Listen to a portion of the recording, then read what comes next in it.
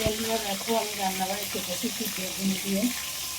এই দেখো ভোলা মাছ, এখানে দেখো ভাজাটা দিয়ে দিয়েছি। বেগুন দিয়ে সর্ষে পোস্ত দিয়ে ভোলা মাছের ঝাল করবো। এখানে দেখো পেঁয়াজ লঙ্কা সব কেটে নিয়েছি। এখানে দেখো ধনে পাতা, দেখো মাছগুলো উল্টে দিচ্ছি।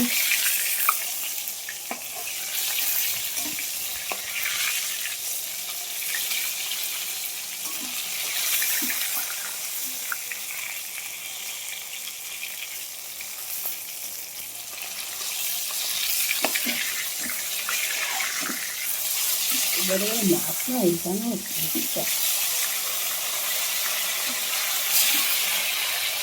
মাছগুলো উল্টে দিলাম। এখানে দেখো সর্ষে আর পোস্ত বাটছি। দেখো মাছগুলো হয়ে গেছে, আমি নামিয়ে নিচ্ছি।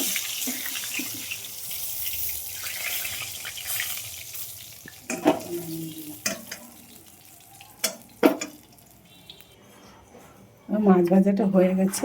এবার দেখো আর একটু তেল দিয়ে দিলাম। মাছের তেলটা কোথায় রাখবো ওর জন্য দিয়েই দিলাম। এইবার দিচ্ছি তেজপাতা, কালো জিরে,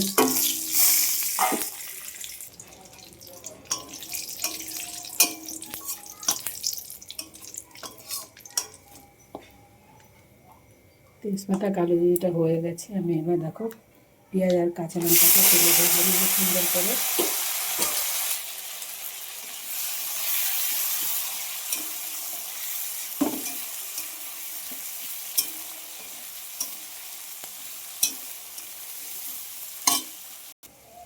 দেখো পেঁয়াজটা হয়ে গেছে, লাল করে ভেজে নিয়েছি। হলুদ দিয়ে দিলাম,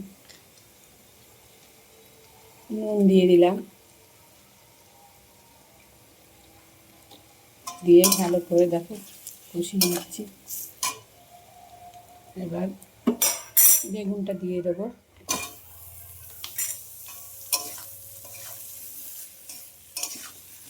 বেগুনটা একটু কষিয়ে নেবো সুন্দর করে।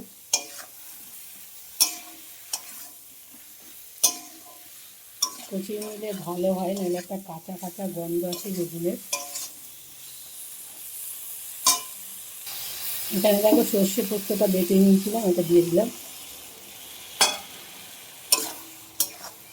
দিয়ে একটু কষিয়ে নেবো। তো দেখো কষানো হয়ে গেছে। আর এখানে দেখো গরম জল করে রেখেছিলাম ফুটিয়ে, এটা দিয়ে দিচ্ছি। আর জল দেবো না।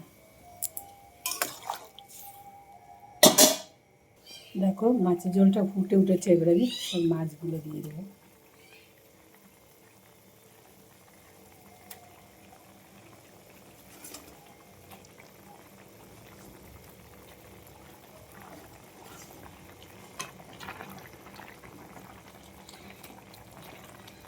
দেখো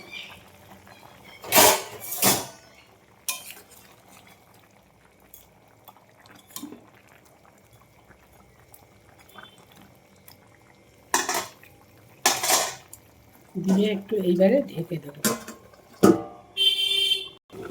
তো চলো যাই দেখি, ঢাকনাটা খুলি।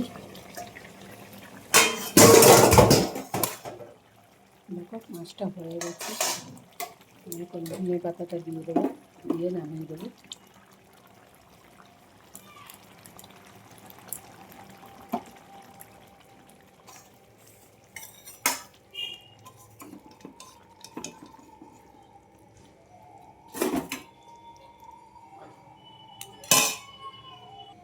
দেখো মাছের ঝোলটা নামিয়ে দিয়েছি বেগুন দিয়ে ভোলা মাছ।